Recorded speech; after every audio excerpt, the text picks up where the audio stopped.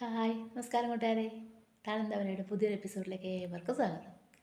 ഇന്ന് ഞാനൊരു മൂടയാണ് ഉണ്ടാക്കുന്നത്. ചക്ക വെച്ചിട്ടൊരു മൂടയാണ് ഉണ്ടാക്കുന്നത്.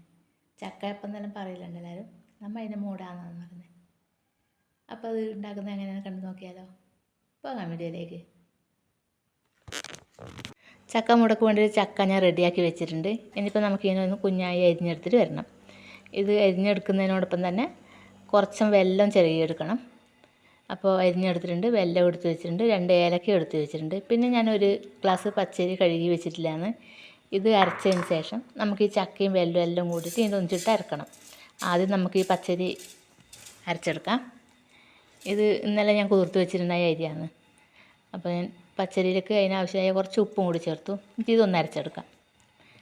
അതിന് ശേഷം വെല്ലം ചക്കയെല്ലാം ഇട്ട് ചേർക്കണം. നമ്മൾ അരി അരിഞ്ഞ് വന്നിട്ടുണ്ട്. ഇനിയിപ്പോൾ നമ്മൾ അതിലേക്ക് ചക്ക അരിഞ്ഞ് വെച്ചിട്ട് ചേർത്ത് കൊടുക്കാം.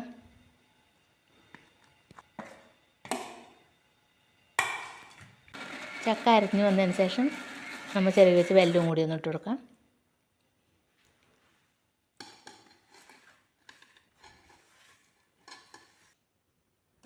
ഇനി ഇതെല്ലാം കൂടിയിട്ട് ഒന്ന് അരച്ചെടുക്കാം. അങ്ങനെ നമ്മളെ അരിമാവെല്ലാം റെഡി ആയിട്ടുണ്ട്. ചക്കയും വെല്ലവും അരിയെല്ലാം കൂടി അരച്ച് ഏലക്കയെല്ലാം കൂടിയിട്ട് അരച്ചതാണ്. ഇനിയിപ്പോൾ നമുക്ക് ഇതിലേക്ക് കുറച്ച് റവ ചേർത്ത് കൊടുക്കണം. ഒന്നെങ്കിൽ നമുക്ക് നല്ല റവ കൂട്ടിക്കഴിഞ്ഞാൽ നല്ലൊരിതാണ്. കുറച്ചും നമുക്ക് ഇതിൻ്റെ ആവശ്യത്തിന് നോക്കിയിട്ട് കുഴച്ചെടുക്കാം. കുറച്ചും റവ ഇട്ടിട്ട് നല്ല കട്ടിയിൽ വേണ്ട, എന്നിരുന്നാലും കുറച്ചും ഒരു ലൂസിൽ വേണം. നമ്മൾ ആ റവയിലും ഇട്ട് ഒന്ന് കുഴച്ച് സെറ്റാക്കി വെക്കണം. ഇനിയിപ്പോൾ ഇതിലേക്ക് നമുക്ക് കുറച്ചും തേങ്ങ ചിരകിയതും തേങ്ങ കൊത്താക്കി വെച്ചിട്ടുണ്ട്, അതും കൂടി ചേർത്ത് കൊടുക്കണം. ഞാൻ കുറച്ച് സമയം റവ കുഴച്ച് വെച്ചിട്ടുണ്ടായിരുന്നു അതിൽ. അപ്പോൾ അത് വെള്ളം കുറച്ച് വറ്റി നല്ല സെറ്റായി വന്നിട്ടുണ്ട്. ഇനിയിപ്പോൾ നമുക്ക് ഈ തേങ്ങയും കൂടി ഒന്ന് ഇട്ട് കൊടുത്തിട്ട് ഒന്ന് നന്നായി മിക്സാക്കി എടുക്കാം. തേങ്ങ കൊത്തും കൂടി ഇട്ട് കൊടുക്കാം. ഇത് നമ്മൾ നേരത്തെ അരച്ച് വെച്ച കൂട്ടിലേക്ക് റവ ഇട്ടിട്ട് ഒരു 5 മിനിറ്റ് സമയം വെച്ചാൽ മതി. അപ്പോൾ അത് നല്ല സെറ്റായി വരും. ഇനിയിപ്പോൾ നമുക്ക് ഇതിനെല്ലാം ഒന്ന് മിക്സ് ആക്കിയതിന് ശേഷം ഞാനിത് നല്ല സെറ്റായി വന്നിട്ടുണ്ട്, കണ്ടില്ലേ. ഞാനിത് വട്ടയിലയിലും മറ്റേ നമ്മൾ തേക്കിൻ്റെ ഇലയില്ലേ, ജാതി ഇല, അത് വെച്ചിട്ടും ചെയ്യുന്നുണ്ട്. എനിക്ക് ജാതി ഇലയിൽ ചുടുന്നത് ഭയങ്കര ഇഷ്ടമാണ്. ഇതാണ് എൻ്റെ എല്ലാം സ്വന്തം വീട്ടിലെല്ലാം ചെയ്യുന്നുണ്ടായത് ഇങ്ങനത്തെ ഇലയിലാണ്. പക്ഷേ നമ്മളിവിടെ ഹസ്ബൻഡിൻ്റെ വീട്ടിൽ ഇതിങ്ങനെ ചെയ്യലില്ല.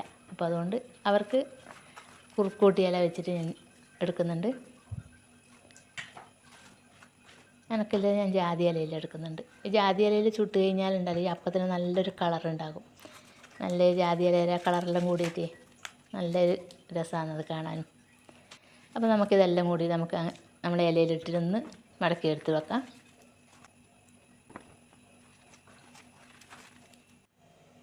അങ്ങനെ നമ്മളെ മൂടപ്പം ഇലയിൽ റെഡി ആയിട്ടുണ്ട്. ഇനിയിപ്പോൾ നമുക്ക് ഇതിനൊന്ന് വേവിച്ചെടുക്കണം. അതിന് ഞാൻ അപ്പച്ചെമ്പ് വെച്ച് തീ നേരത്തെ ഗ്യാസ് ഓണാക്കി വെച്ചിട്ടുണ്ടായിരുന്നു. നമുക്കിതൊന്ന് വെച്ചിട്ട് വേവിച്ചെടുക്കാം.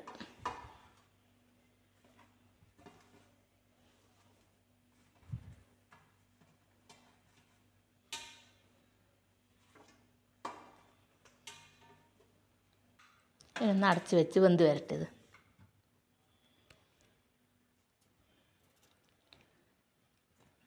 നമ്മളെ മൂട വെന്തിട്ടുണ്ട്. കുറച്ച് നേരത്തെ ഞാൻ തീയൽ ഓഫ് ചെയ്തു. കുറച്ചും തണുത്ത് വന്നിട്ടുണ്ട്. അങ്ങനെ തണുത്തിട്ടല്ല, എന്നാലും ഭയങ്കര ചൂടിലെടുക്കാൻ പറ്റില്ല. അപ്പോൾ നമുക്കിതൊന്ന് എടുത്ത് വെക്കാം.